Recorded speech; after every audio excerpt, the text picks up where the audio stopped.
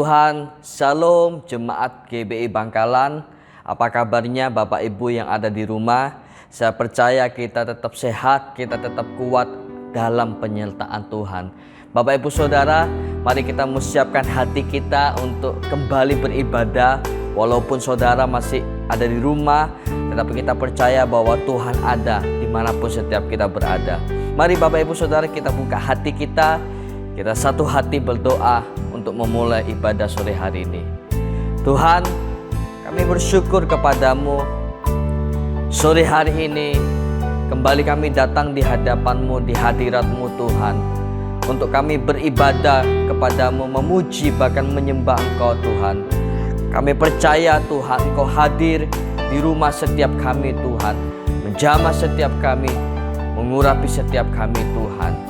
Terima kasih Tuhan Yesus untuk setiap anugerah yang Kau berikan bagi setiap kehidupan kami. Di dalam nama Tuhan Yesus, kami berdoa dan mengucap syukur. Haleluya. Amin. Mari kita mau menyembah Tuhan.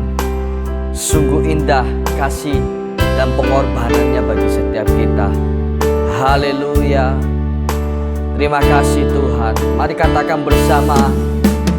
Kemanakah aku dapat pergi, menjauhi Roh-Mu yang suci, Kau sahabat,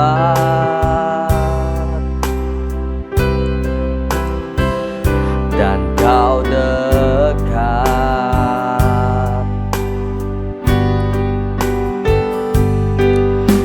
Bahkan seluruh pengabdianku tak bisa membalas kesetiaan-Mu, sungguh mulia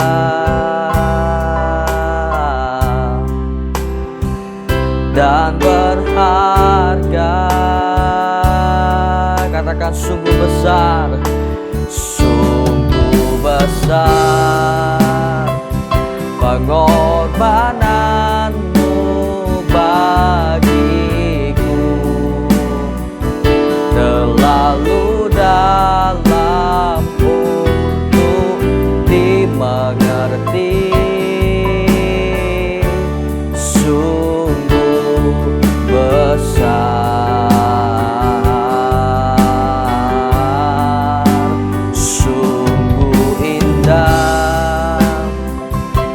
Kau pikirkan tentangku tak terselami bagiku, sungguh indah. Kemanakah aku dapat pergi Tuhan? Haleluya. Kemanakah aku dapat pergi, menjauhi Roh-Mu yang suci, Kau sahabat, dan Kau dekat Tuhan, dan Kau dekat. Bahkan seluruh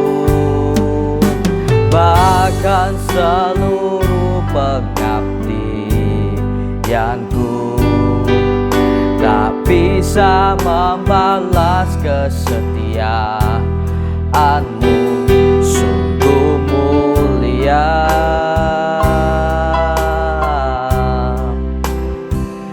dan berharga. Mari Bapak Ibu Saudara katakan sungguh besar, besar pengorbanan-Mu bagiku, terlalu dalam untuk dimengerti, sungguh besar, sungguh indah yang Kau pikirkan tentangku.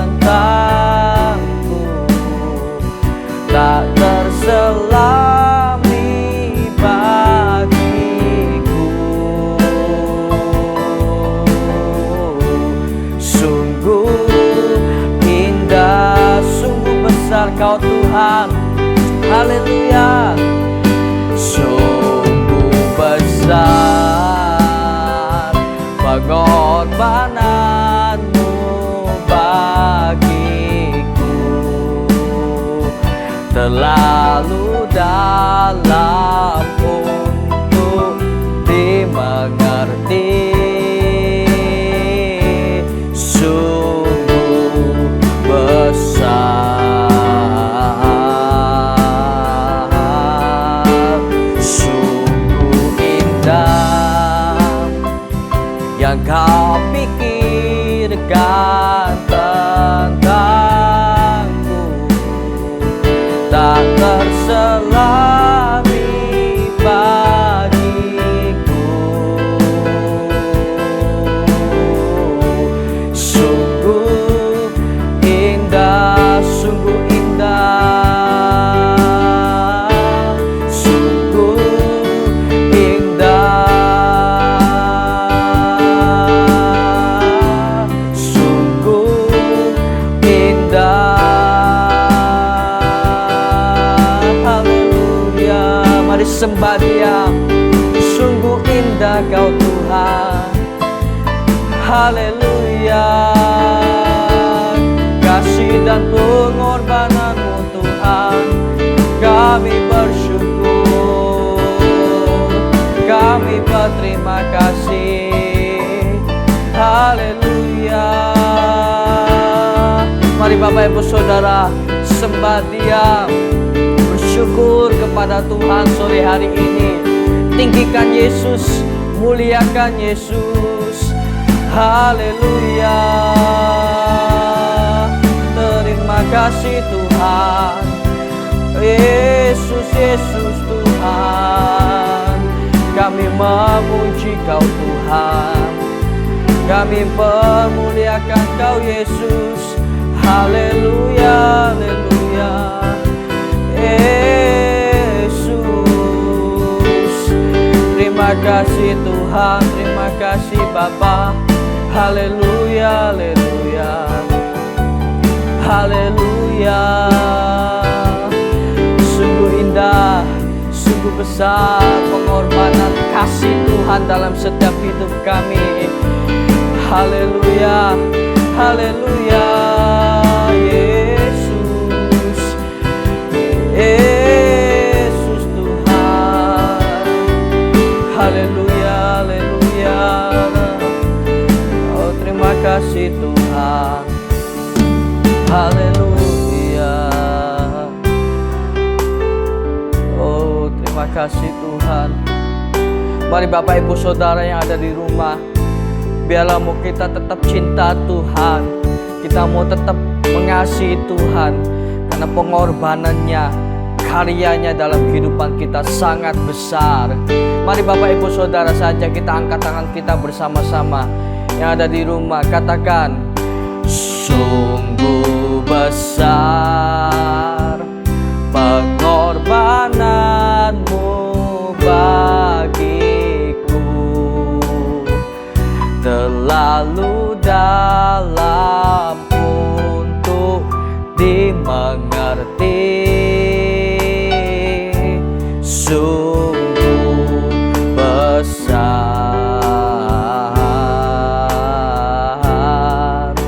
sungguh indah yang kau pikirkan tentangku, tak terselami bagiku. Sungguh indah, sungguh indah. Oh, sungguh indah, sungguh indah. Mari berikan tepuk tangan bagi Tuhan Yesus yang indah, yang luar biasa, yang dahsyat. Haleluya. Tuhan, sore hari ini kami mau buka hati kami untuk mendengarkan firman-Mu. Kau berbicara melalui hamba-Mu Tuhan. pakai dan urapi Tuhan, sehingga melalui perkataan firman-Mu, melalui hamba-Mu, menguatkan setiap kami, bahkan membuat kami dapat melakukan firman-Mu di dalam kehidupan kami sehari-hari. Terima kasih Tuhan Yesus. Di dalam nama Tuhan Yesus kami berdoa, bersyukur, dan siap mendengarkan firman Tuhan. Haleluya. Amin. Shalom Bapak Ibu yang dikasihi Tuhan, berjumpa kembali dalam ibadah online di hari Rabu ini. Kita percaya Tuhan hadir di tengah-tengah kita, di rumah Bapak Saudara, dan siap memberkati dan menegur kita, menasihati kita dengan firman Tuhan, supaya kita menjadi orang yang semakin lebih baik, semakin indah, dan semakin berkenan kepada Tuhan. Nah, hari ini kita akan belajar sebuah tema tentang penguasaan diri. Saya akan bacakan dari Amsal 25 ayat yang ke-28. Orang yang tak dapat mengendalikan diri adalah seperti kota yang roboh temboknya. Penulis Amsal mengibaratkan seseorang yang tidak bisa mengendalikan diri itu seperti sebuah kota yang temboknya roboh. Nah, apa hubungannya orang yang tidak bisa mengendalikan diri dengan sebuah kota yang roboh temboknya? Bukankah ini kedua hal yang berbeda? Mengapa harus dihubung-hubungkan? Apa hubungannya orang yang nggak bisa mengendalikan diri dengan tembok kota yang roboh? Nah, kita harus ketahui bahwa pada zaman dahulu, sebuah kota itu harus dikelilingi oleh tembok yang kuat. Kalau tembok sebuah kota itu sangat kuat, maka penduduk kota akan merasa aman, akan merasa tenang, karena mereka yakin tembok itu akan sanggup melindungi kota itu dari serangan-serangan musuh. Karena kekuatan tembok itu bisa dipercaya. Tetapi kalau tembok sebuah kota itu dibangun asal-asalan, maka penduduk kota tidak akan merasa nyaman dan tenang. Musuh bisa datang sewaktu-waktu menyerang mereka. Ketika tembok dihancurkan, tembok roboh, maka penduduk kota, masyarakat kota ada dalam kondisi yang berbahaya. Bisa saja mereka dibunuh, bisa saja mereka ditawan dan dijadikan seorang budak. Nah, jadi betapa pentingnya tembok sebuah kota itu untuk bisa menjaga keamanan masyarakat penduduk kota. Seperti itulah gambaran daripada penguasaan diri. Kalau penguasaan diri itu tidak ada dalam hidup kita, penguasaan diri itu lemah dalam diri kita, maka kita ini akan mudah diserang oleh musuh. Siapa musuh kita? Iblis. Karena kita berkata bahwa iblis itu seperti singa yang sedang mengaum-ngaum dan siap menerkam kita. Sedikit kita lengah, sedikit kita tidak bisa berjaga-jaga, menguasai diri kita, maka kita akan mudah diterkam oleh iblis. Akhirnya kita akan ditawan, dijadikan budak dosa, jatuh ke dalam berbagai-bagai dosa, dan akhirnya kita nggak bisa keluar dari lingkaran dosa. Hidup kita menjadi tawanan iblis. Itulah gambaran dari orang-orang yang tidak bisa menguasai diri. Jadi betapa pentingnya arti sebuah penguasaan diri dalam kehidupan kita sebagai orang percaya. Karena apa? Karena Alkitab sudah memberikan banyak gambaran dari orang-orang yang nggak bisa menguasai diri. Simson, orangnya kuat, orangnya gagah, ribuan orang Filistin dibunuh oleh Simson seorang diri. Tetapi Simson tidak bisa mengendalikan diri ketika dia bertemu dengan Delila, seorang wanita yang cantik. Akhirnya karena bujuk rayu Delila, Simson nggak bisa menguasai dirinya. Dia bongkar rahasia kekuatannya, bahwa kekuatannya ada pada rambutnya. Sehingga suatu saat Simson diikat, rambutnya dicukur, dan Simson habislah kekuatannya. Percuma, kekuatan fisik yang besar, tapi tidak disertai dengan penguasaan diri. Daud seorang yang dikatakan dekat dengan Tuhan, intim dengan Tuhan. Tapi suatu saat dia nggak bisa mengendalikan diri ketika dia melihat Batseba sedang mandi. Akhirnya jatuh dalam dosa perzinahan. Akibatnya keluarganya jadi berantakan. Dosa itu mengakibatkan ada banyak hal yang merugikan kita. Penguasaan diri pun juga seperti itu. Ada banyak hal-hal di kemudian hari yang rusak, yang hancur karena sikap kita yang tidak bisa menguasai diri. Hawa tidak bisa menguasai diri ketika dia melihat betapa enaknya buah pengetahuan yang baik dan yang jahat yang dilarang oleh Tuhan. Tapi ketika dia melihat dibujuk rayu oleh ular, oleh iblis, akhirnya tertarik dan dia ambil buah itu. Hawa diusir, Adam pun juga diusir karena melakukan hal yang sama. Banyak contoh-contoh di Alkitab. Esau, dia harus rela kehilangan hak kesulungannya. Karena suatu saat ketika dia lapar, adiknya sedang masak kacang merah, sup kacang merah yang sangat harum dan nikmat. Esau tidak tahan. Dia akhirnya relakan, dia jual hak kesulungannya, dia anggap remeh, ditukar dengan semangkok kacang merah. Untuk bisa memuaskan nafsunya yang sedang lapar saat itu. Banyak tokoh-tokoh di Alkitab yang akhirnya hidupnya hancur, gagal, berantakan karena tidak bisa mengendalikan diri. Nah, kita sebagai orang percaya belajar dari banyak kesalahan, belajar dari banyak kegagalan tokoh-tokoh Alkitab supaya menjadi pelajaran yang sangat berharga, supaya kita ke depan menjadi orang yang lebih mawas diri, lebih berhati-hati, supaya kita bisa mengendalikan diri kita. Sehingga tidak terjadi hal-hal yang merugikan di kemudian hari yang membuat kita akhirnya jatuh, berantakan dan hancur karena sikap kita yang tidak bisa menguasai diri. Nah, sore hari ini paling tidak ada 3 hal yang secara singkat saya bagikan di 3 area yang sangat penting supaya kita belajar untuk bisa mengendalikan diri. Yang pertama, saudara, area yang pertama adalah lidah kita, ucapan kita, perkataan kita. Karena apa? Karena ada banyak pertengkaran, ada banyak pembunuhan, ada banyak hal-hal yang negatif yang akhirnya kembali kepada kita karena ucapan. Karena perkataan kita, kata-kata yang kasar, kata-kata yang menghina, merendahkan orang lain, membuat orang lain akhirnya sakit hati, marah kepada kita. Dan akhirnya karena sikap orang lain yang marah sama kita merugikan diri kita sendiri. Benar, Amsal mengatakan 21 ayat 23, siapa memelihara mulut dan lidahnya, memelihara diri daripada kesukaran. Artinya apa? Ada banyak kesukaran-kesukaran yang timbul dan terjadi karena kita tidak bisa mengendalikan mulut dan lidah kita. Oleh sebab itu sangat penting bagi kita sebagai orang percaya hari-hari ini belajar mengontrol perkataan kita. Jaga lisan kita, jaga perkataan kita. Jangan sampai dari mulut kita ada perkataan-perkataan kasar, perkataan-perkataan yang merendahkan orang, membuat orang sakit hati. Karena apa? Karena itu akhirnya akan merugikan kita sendiri.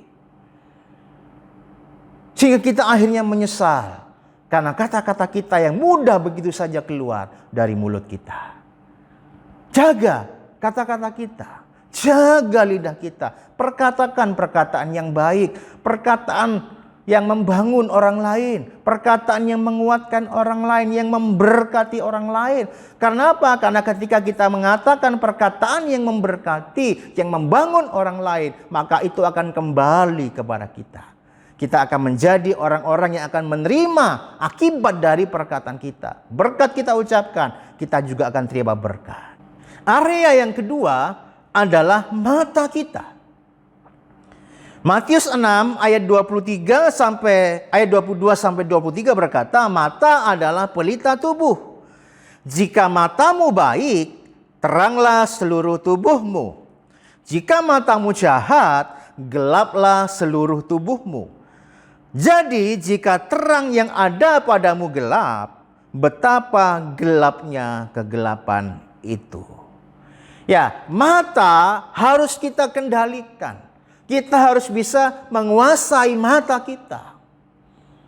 Ada seorang sosialita yang namanya Jocelyn Wilderstein. Dia seorang sosialita yang sangat kaya, tapi dia gila belanja.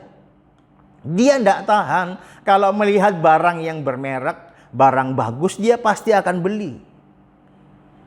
Dia akan keluarkan uang begitu sangat besar untuk bisa membeli barang-barang yang dia sukai.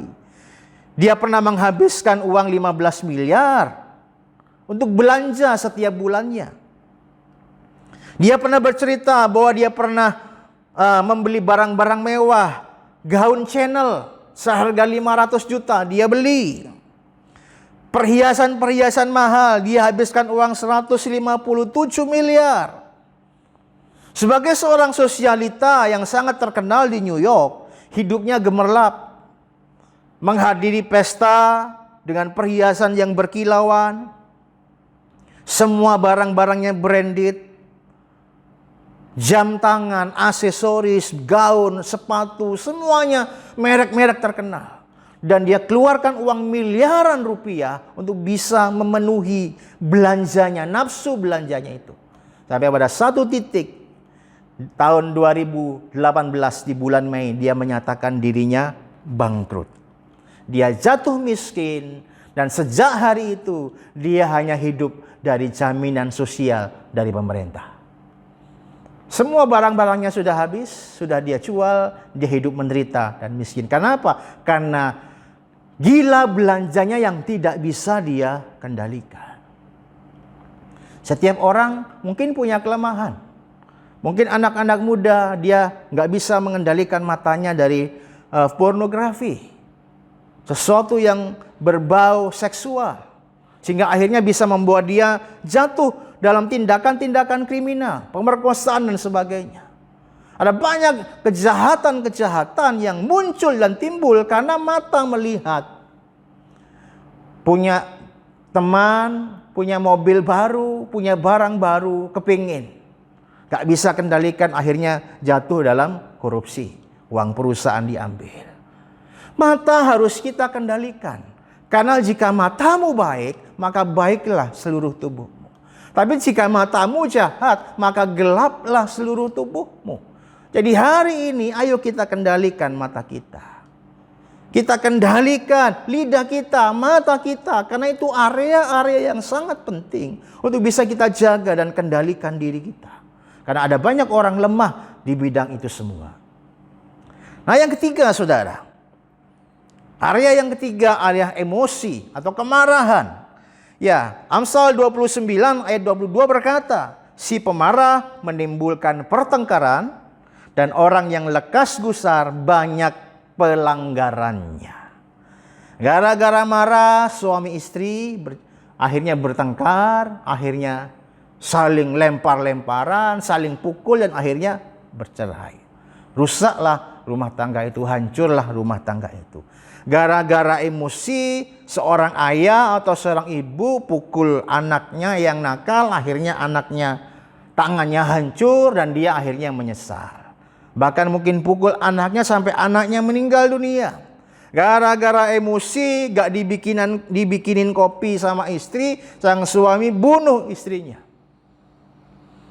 Gara-gara ini, gara-gara ini, gara-gara ini, gara-gara ini. Saya percaya ketika seseorang gak bisa mengendalikan emosinya, gak bisa mengendalikan kemarahannya, efeknya itu adalah penyesalan di kemudian hari. Orang menyesal di kemudian hari, karena apa? Karena dia sadar, kenapa aku gak bisa mengendalikan diri. Hari ini belajar kendalikan emosimu. Belajar kendalikan amarahmu itu sangat penting. Supaya saudara tidak menyesal di kemudian hari. Jaga diri kita. Jaga emosi kita. Belajar sabar. Belajar menekan emosi kita. Saya percaya ketika kita belajar mengendalikan emosi kita. Kita akan terhindar dari hal-hal yang buruk. Kita akan terhindar dari dosa-dosa yang akan membawa kita kepada dosa-dosa yang lain. Hari ini sejauh mana saudara bisa mengendalikan diri?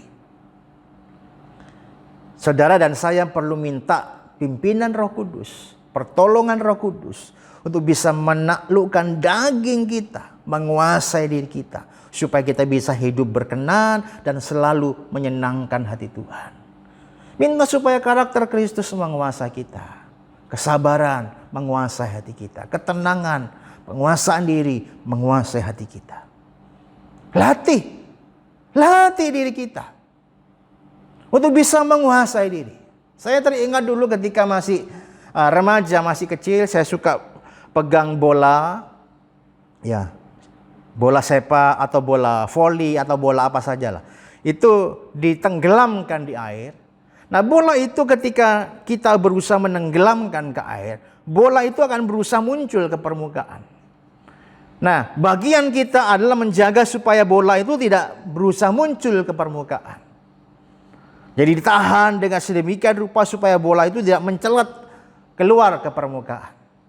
Nah, kira-kira itulah gambaran dari sebuah pembelajaran penguasaan diri. Seperti orang yang berusaha menahan bola di dalam sebuah air. Bola itu berusaha keluar. Seperti daging kita berusaha berontak, berusaha marah, berusaha menyenangkan daging ini. Seperti itulah kita harus menjaga diri kita, mengendalikan diri kita, supaya tetap ada pada jalan Tuhan. Supaya bola itu tetap ada di dalam air, dijaga sedemikian rupa. Seperti itulah kita mengendalikan lidah kita, menahan lidah kita, mengendalikan mata kita, mengendalikan emosi kita, supaya tetap ada dalam kehendak Tuhan. Supaya kita tidak jatuh di dalam dosa, tidak keluar kata-kata yang menghina, kata-kata yang kasar, tidak melihat hal-hal yang jahat di mata Tuhan, yang berdosa di mata Tuhan. Supaya kita tetap bisa jaga emosi kita, mempertahankannya, belajar sabar, belajar tetap dalam kendali dan pimpinan Roh Kudus sendiri. Saya percaya ketika kita bisa belajar menguasai diri kita, ada banyak hal-hal yang positif yang akan saudara alami. Saudara akan menjadi orang yang lebih baik, pribadi yang lebih dewasa. Dan bukan hanya menjadi lebih dewasa, saudara akan menjadi pribadi yang punya karakter yang mirip seperti Kristus. Belajar tetap dalam pimpinan Roh Kudus, minta hikmat, minta tuntunan Roh Kudus untuk bisa menguasai diri saudara. Dan saya percaya ada banyak hal-hal yang indah dalam rencana Tuhan yang bisa saudara raih ketika saudara tetap dalam pimpinan dan pertolongan Roh Kudus. Tuhan Yesus memberkati kita pada sore hari ini. Mari sama-sama berdoa. Bapa di sorga, terima kasih untuk sore hari ini kami sudah belajar tentang penguasaan diri. Ampuni kami kalau sampai hari ini kami sering gagal menguasai diri kami. Gagal menguasai perkataan dan lidah kami. Gagal menguasai dan mengendalikan mata kami, penglihatan kami. Gagal mengendalikan emosi kami. Sebab itu Tuhan, mari Roh Kudus pegang tangan kami, tuntun langkah kami. Ingatkan ketika kami mulai berusaha keluar dari jalan Tuhan. Biar Roh Kudus sendiri yang mengingatkan kami, menegur kami. Supaya kami tetap belajar sabar, belajar mengendalikan diri. Kami percaya Roh Kudus memberikan kekuatan kepada setiap kami, anak-anak-Mu Tuhan yang di rumah, dimanapun kami berada, supaya kami tetap ada pada jalan Tuhan, hidup dalam rencana Tuhan, tidak keluar dari rencana Tuhan, supaya apa yang menjadi rencana Tuhan indah pada waktunya dalam kehidupan kami.